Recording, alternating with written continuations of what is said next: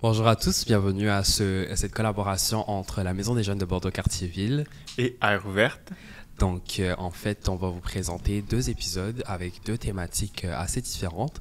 Le mien portera sur des situations de harcèlement et d'intimidation. Donc, je serai accompagné de quelques invités qui vont raconter des histoires qu'ils ont subies, des témoignages et des solutions concrètes à ce genre de situation.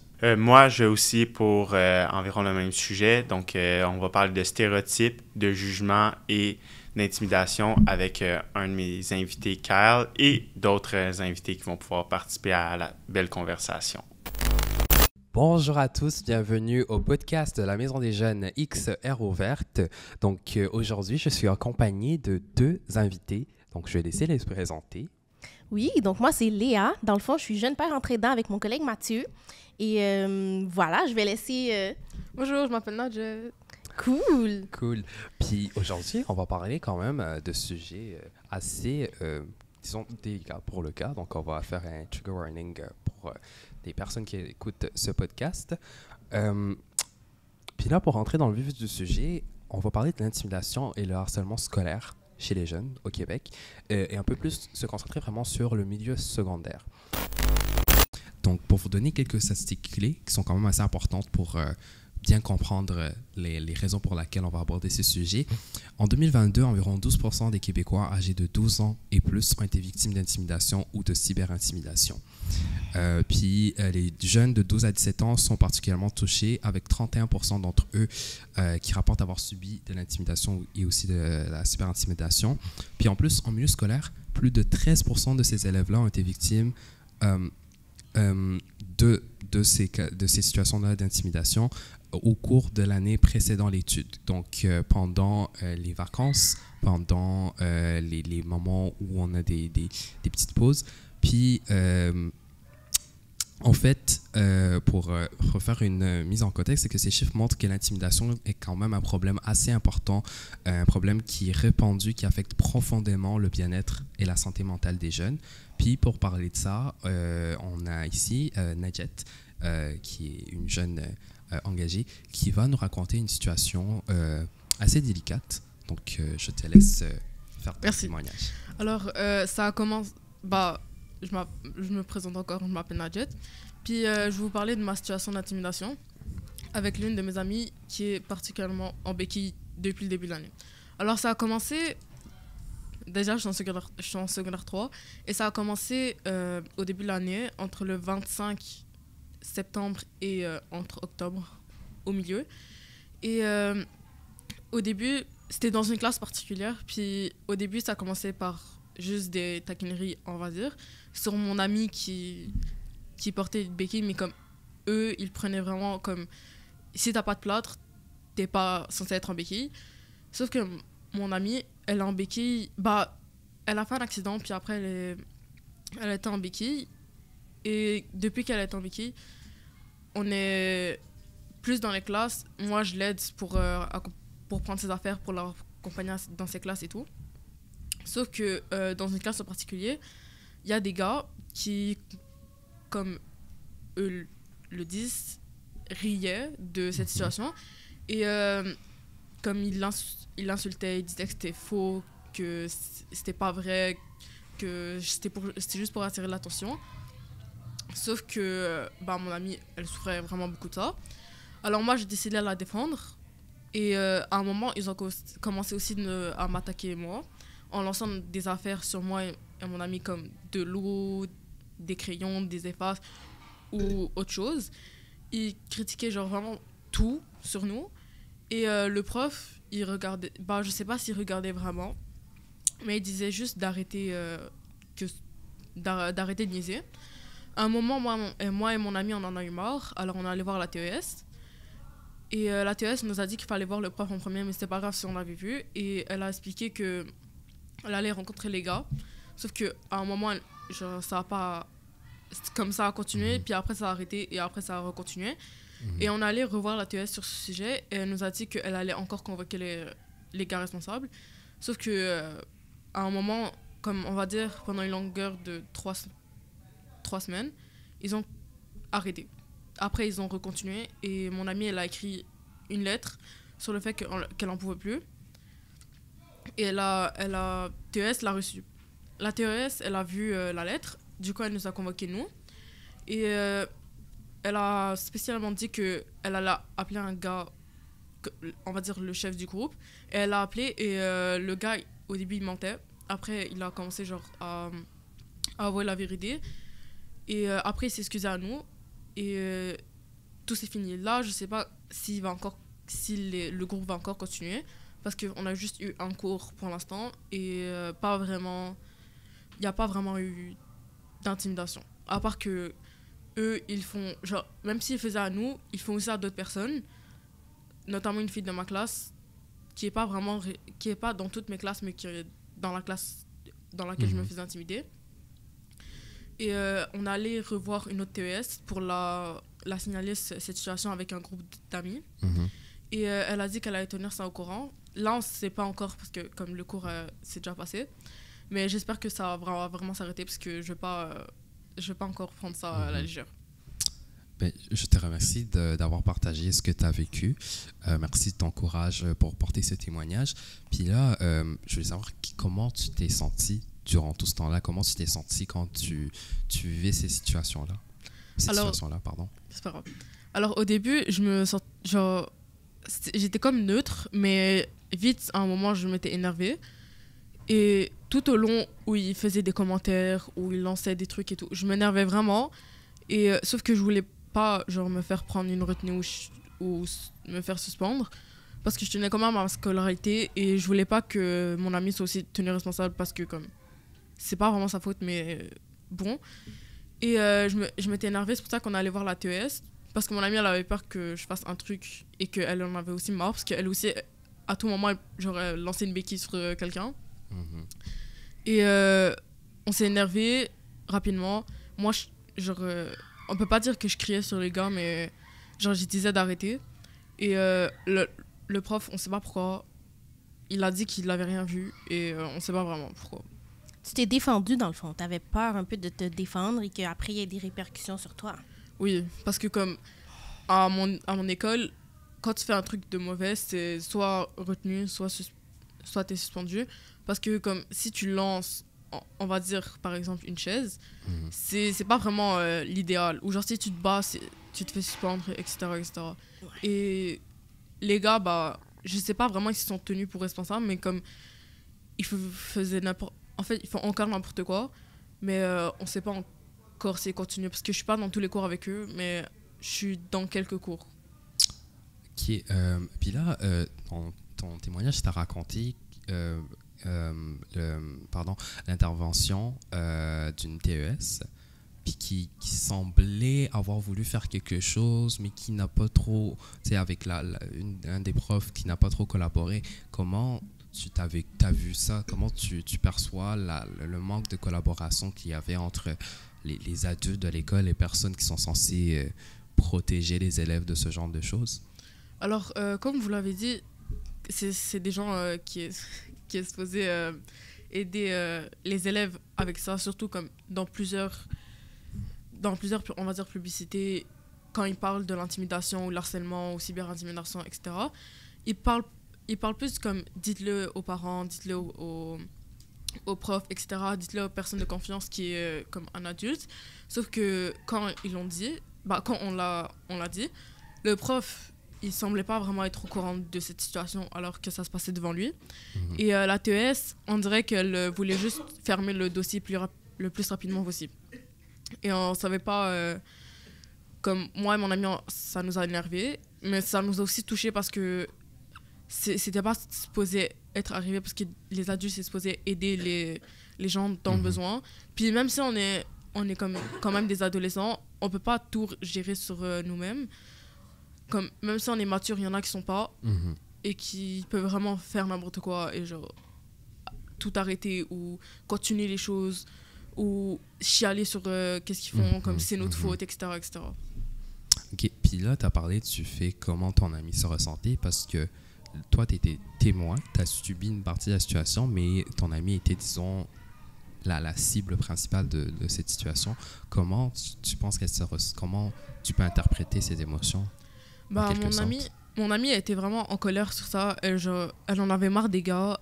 Comme, aussi, avec l'hiver, elle peut pas vraiment se déplacer à cause de ses béquilles, puis elle peut pas vraiment arriver à aller à l'école.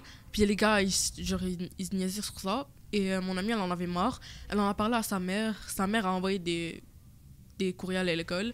Je sais pas s'ils l'ont répondu ou quoi. Mais ma pote, elle en avait vraiment marre de la situation. Elle en pouvait plus. Et comme elle était énervée sur le sujet, elle voulait plus aller au cours en question. Et genre, elle en avait juste marre de l'école. Ok. Puis justement, on parlait du fait que elle a subi l'intimidation. Puis moi, je voulais amener le point il y a ce qu'on appelle des blessures invisibles, ce qui vont être des choses qui vont être subies, mais qui vont pas se voir. Je pense que Léa, tu aurais quelques points à apporter là-dessus. Oui, premièrement, je tiens vraiment à dire que tu es vraiment courageuse de t'exprimer là-dessus. Pour vrai, félicitations. Et je tenais également à dire qu'en effet, personnellement, je trouve que les blessures invisibles, c'est ce qui peut faire le plus mal parce que justement, on les voit pas. Surtout que là, tu semblais dire que c'était sur une longue période de temps. Oui. Tu as demandé de l'aide. Donc, tu as osé prendre l'aide, mais malheureusement, ça a mal été reçu. Donc, des fois, dans les faits, et mettons la théorie, c'est très différent. Comme tu avais dit, il y a beaucoup de campagnes contre l'intimidation dans ton école et tout, mais finalement, dans les faits, ben, tu t'es senti un petit peu moins bien compris. Les intervenants étaient peut-être moins à l'écoute pour toi. Et moi, bien sûr, je capote. J'entends ça. Je suis comme, OK. Pour vrai, c'est comme la fois de trop. Là. C'est pourquoi ça continue d'arriver. Donc, pour revenir justement à ta question, Audrey, comme oui, les blessures invisibles, des fois, c'est dur de justifier auprès d'un professionnel ou d'un intervenant. Surtout le fait qu'ils soient formés là-dedans, on ose espérer qu'ils savent reconnaître que, ben, j'ose prendre de l'aide, donc aidez-moi en quelque sorte. Donc, le fait que ça n'a pas nécessairement été le cas pour dans ton cas, ben, ça, c'est sûr, ça vient me chercher. J'aurais tendance à dire, oh my God, j'aimerais au contraire avoir juste une petite discussion avec la TES pour essayer de comprendre qu'est-ce qu'elle a compris, c'est quoi son point de vue à elle aussi. Mais c'est sûr que les blessures au long terme, surtout quand ça fait en sorte qu'au bout de la ligne, peut-être qu'on a une moins bonne confiance avec les intervenants. Et c'est quelque chose que j'aimerais justement éviter. Donc, c'est toujours important de continuer à demander de l'aide. Peut-être que c'était juste pas une personne qui allait comprendre réellement, mais il y a d'autres endroits où tu peux prendre de l'aide.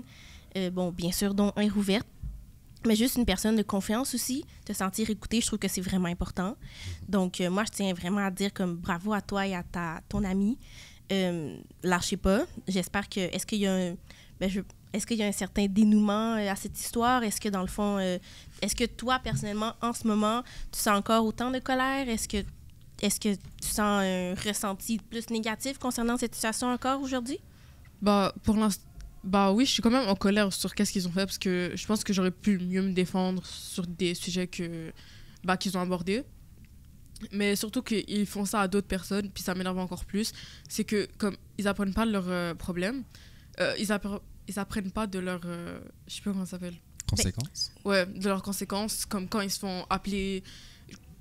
À un moment, ça va mal finir, comme des gens vont... Si c'était pas moi ou ma pote, il y a d'autres personnes qui l'auraient plus mal pris, qui l'auraient parlé à personne comme les blessures invisibles, qu'ils auraient parlé à personne qui l'aurait gardé à soi-même, qu'ils auraient fait comme la mutilation, qui serait mutilé sur le fait, comme...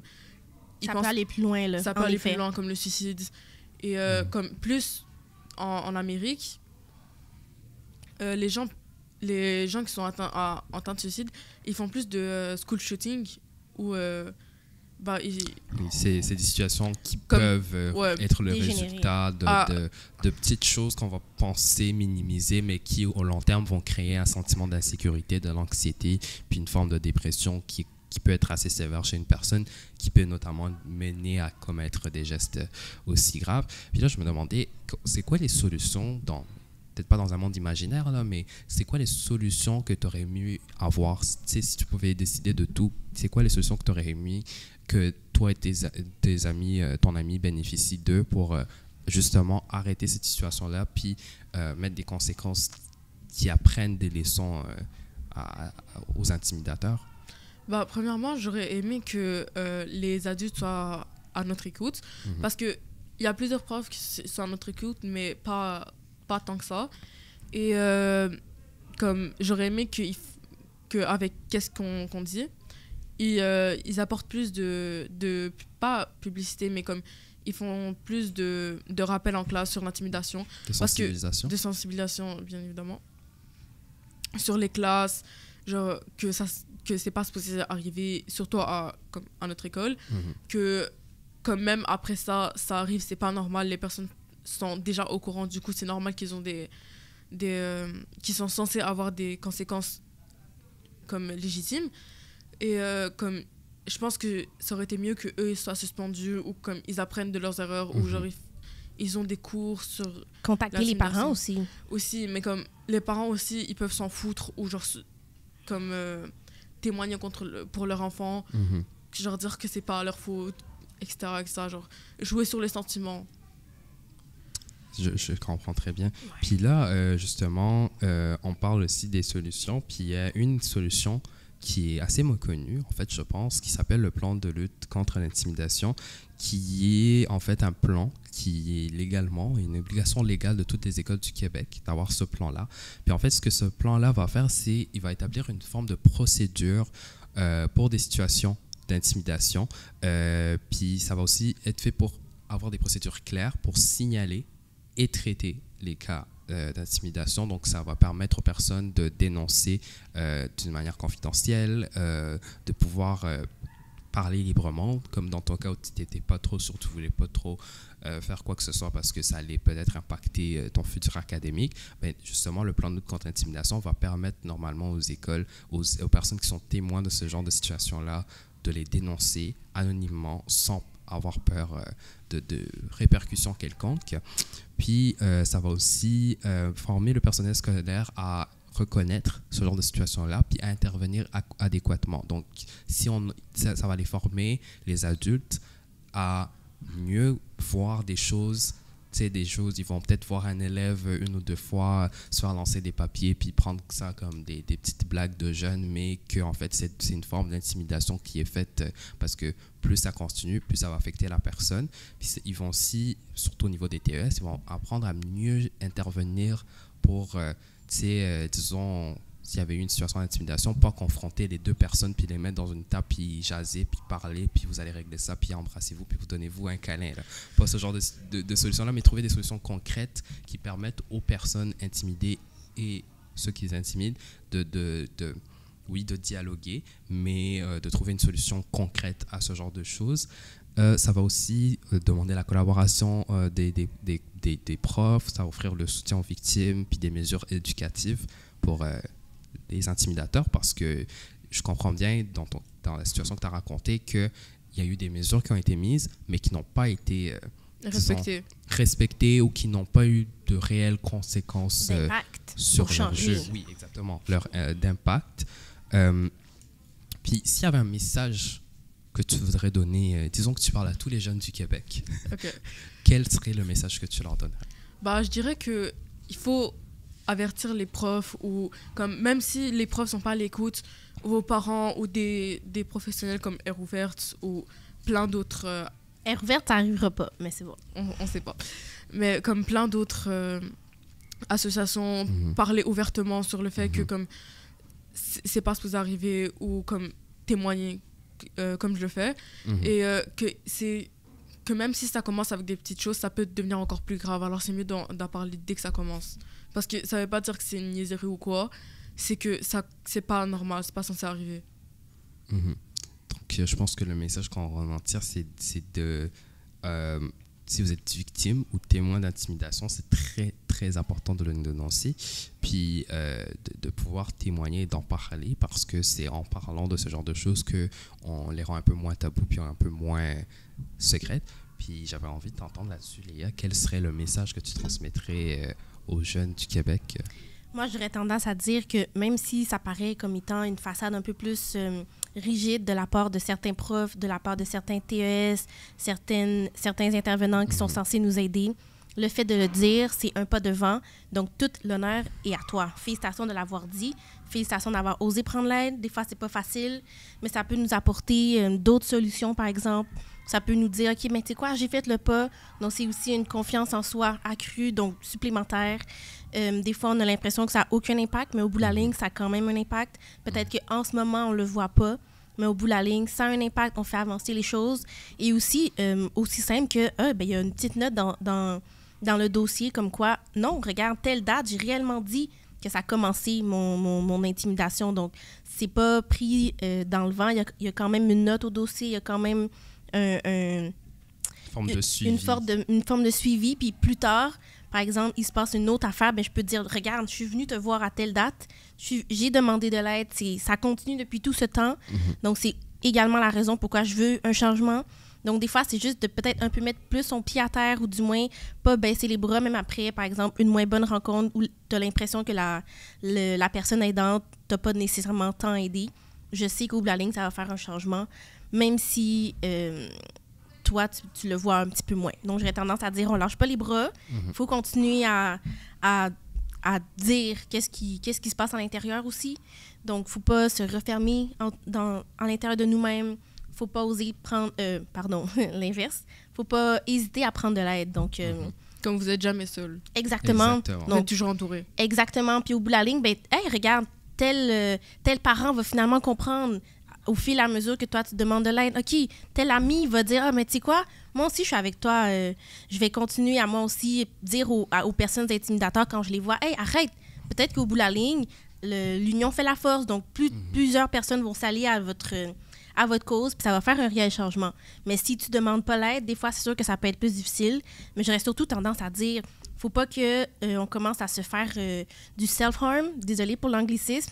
J'aurais tendance à dire, faut pas commencer avec les idées un peu plus négatives, comme « Ah, je mérite, qu'est-ce qui m'arrive? Ah, j'arriverai jamais à m'en sortir. Ah, c'est la fin, moi, je suis vraiment tannée. » Laisser la colère, félicitations de ne pas avoir laissé la colère prendre le dessus. Merci. Parce qu'en effet, ça serait vraiment dommage que toi-même, tu sois expulsé parce que tu essaies de te défendre alors que tu as lancé, par exemple, une chaise. Ça serait vraiment...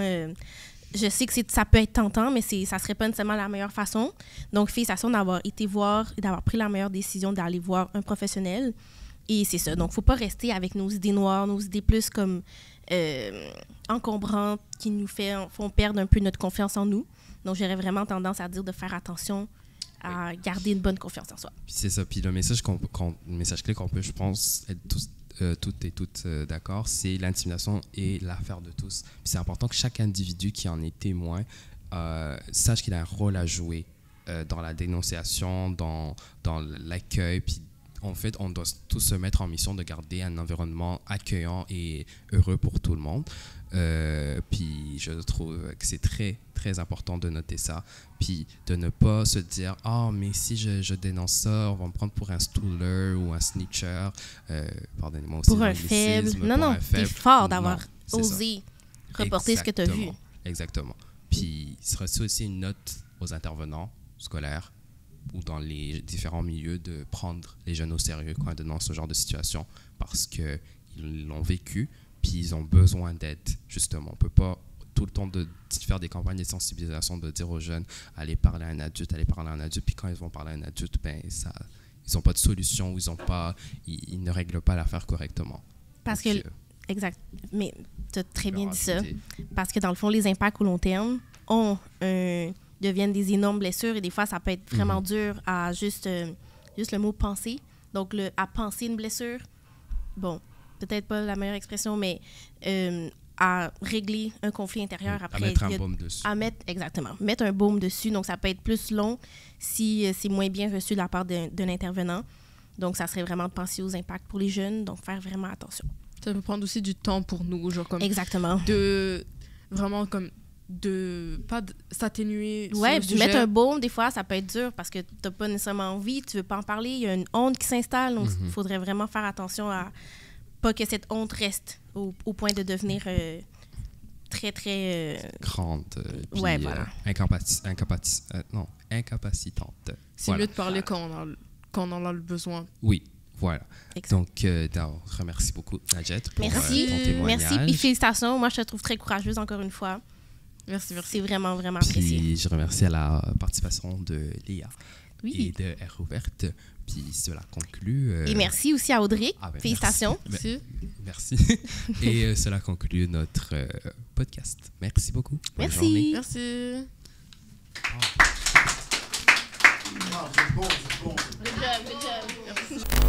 La Maison des jeunes de Bordeaux-Cartierville est un organisme à but non lucratif qui a été fondé en 1997 qui va permettre en fait aux jeunes de 12 à 17 ans d'avoir un endroit où parler, avoir des activités éducatives, s'amuser, apprendre beaucoup de choses.